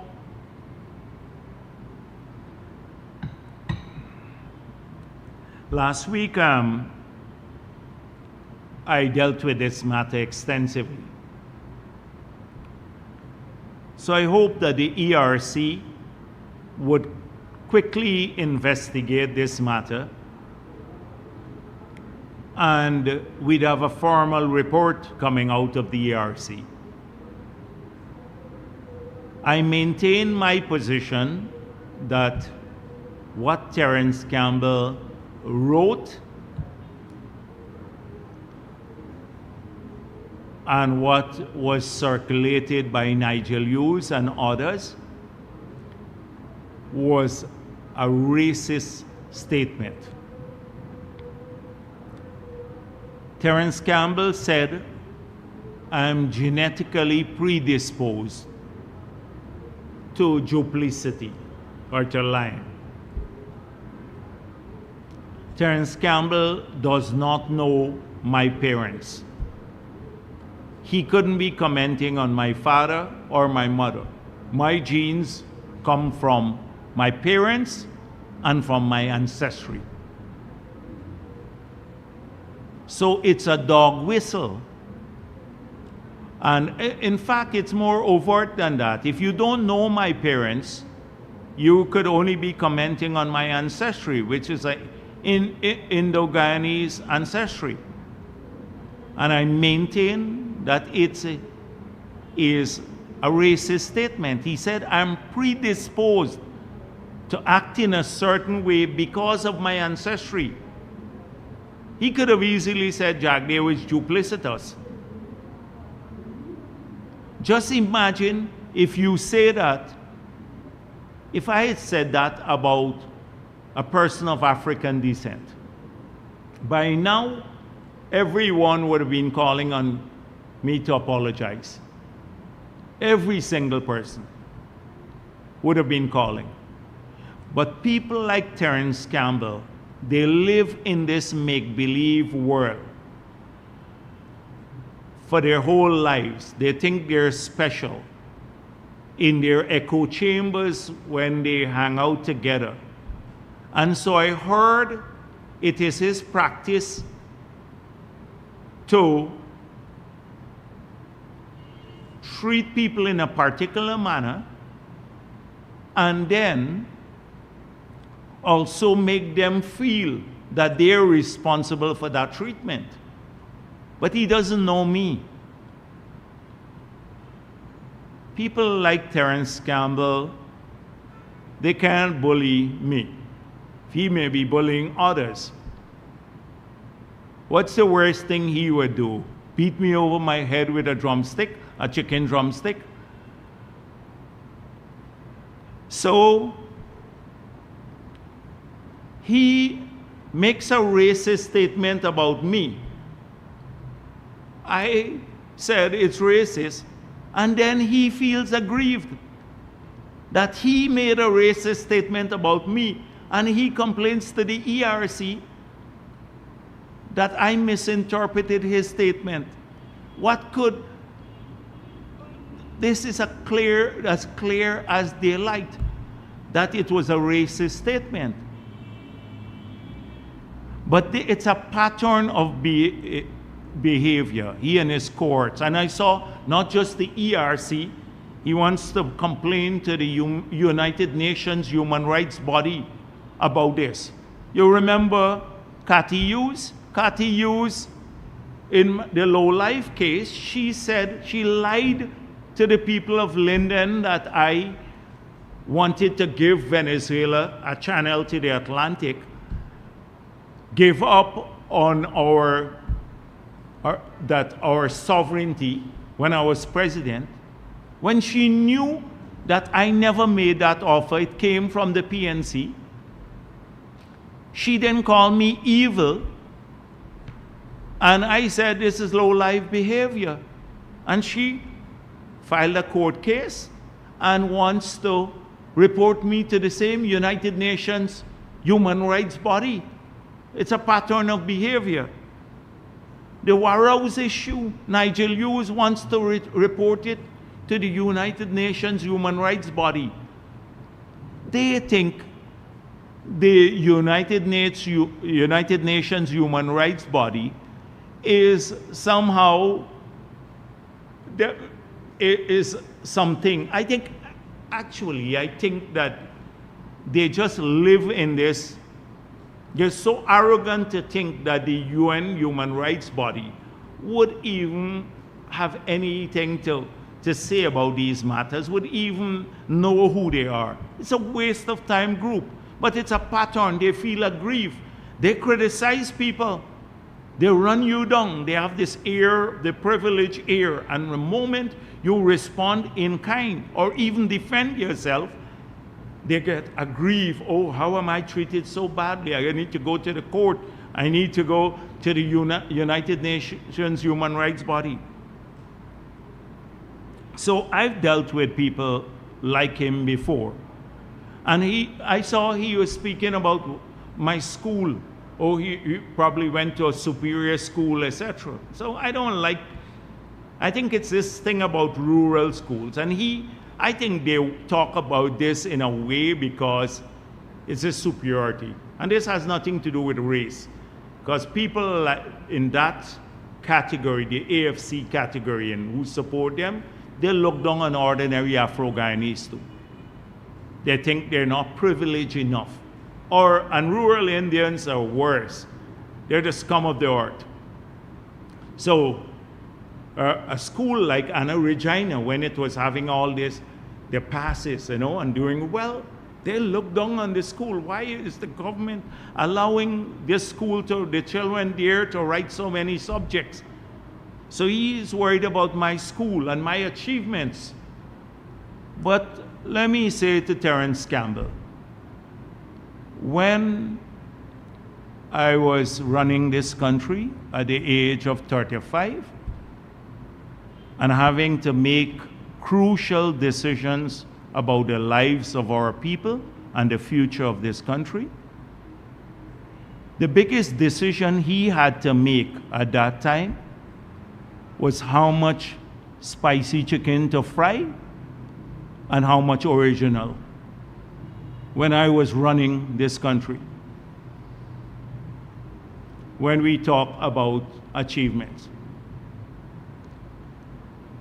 And I was running the country at a time when the people that he said he voted for all his life and that he had joined ANOG to keep in power, they were trying to make Guyana ungovernable. The time when I was 35 years old.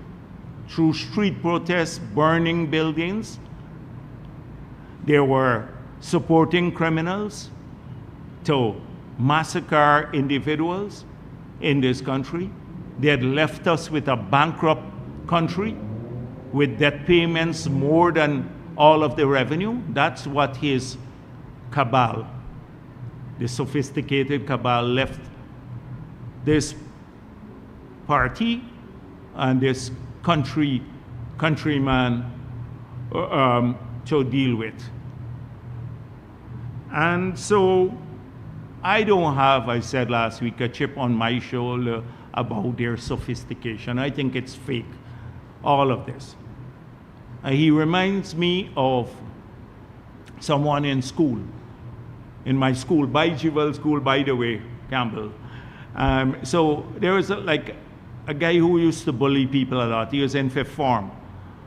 And one day at the canteen, he bullied a young boy who was second form, and the boy put some serious lashes on him. Now, when a bully gets beat up badly, his recourse, he then went and brought his mother. This was the one who used to push his chest up around the place and walk around the place. Got beaten up by a little boy. And then he brought his mother to the school crying how they took advantage on her son. This is the type like Terence Campbell, that type. So he now goes to the ERC. Oh, Jagdeo is treating him badly because Jagdeo misinterpreted what he said. It was a racist statement. He made a racist statement.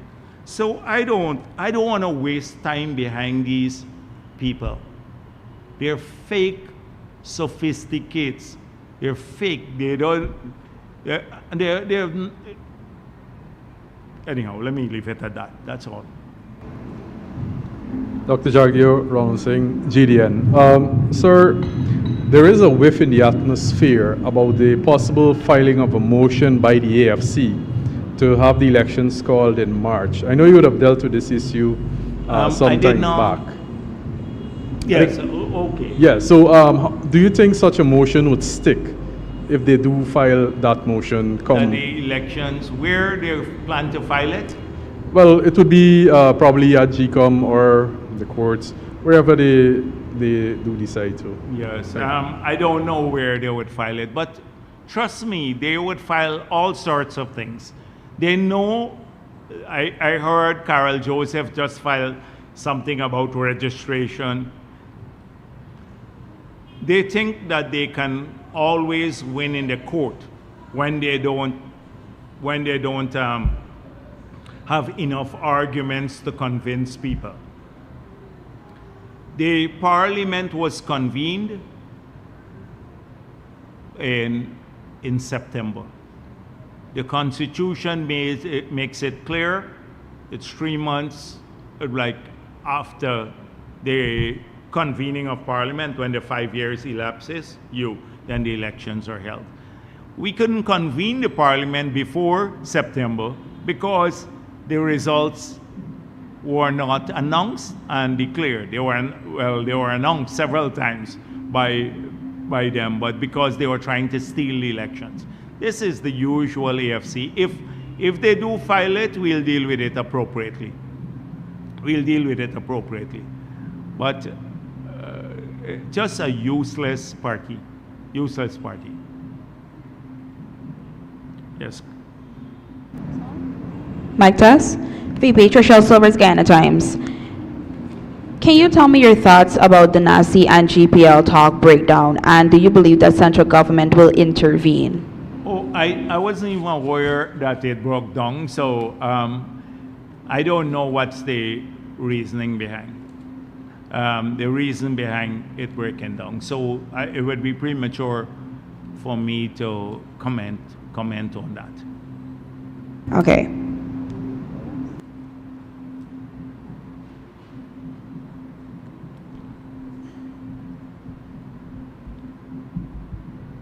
Good afternoon, Kimal King.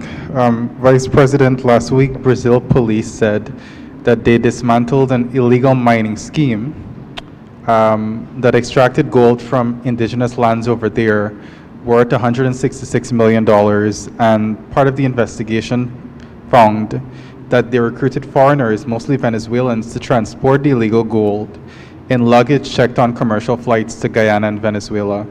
I'm wondering if you're able to say or speak to the involvement of local law enforcement, if any, in assisting with that. So I saw the report, and we have reports that the gold mined in Guyana is taken by some Brazilian miners into Brazil. So they said the gold is coming into Guyana. The reports we've had, I heard the president speak to the GGMC officials about this, the board members, about paying careful attention to Brazilian miners who are here, who are not declaring the gold in Guyana, but maybe taking it to Brazil. So it conflicts with what they said in that news story. They're saying their gold is coming into Guyana. Our reports are that our gold is going into Brazil. But if their gold is coming into Guyana, then definitely it's not being declared because that would have seen a major increase in declaration. And we have had on the declaration here, for which we are taking some action now. Okay, but do we have any such? So we have no intelligence to that effect, that this is happening.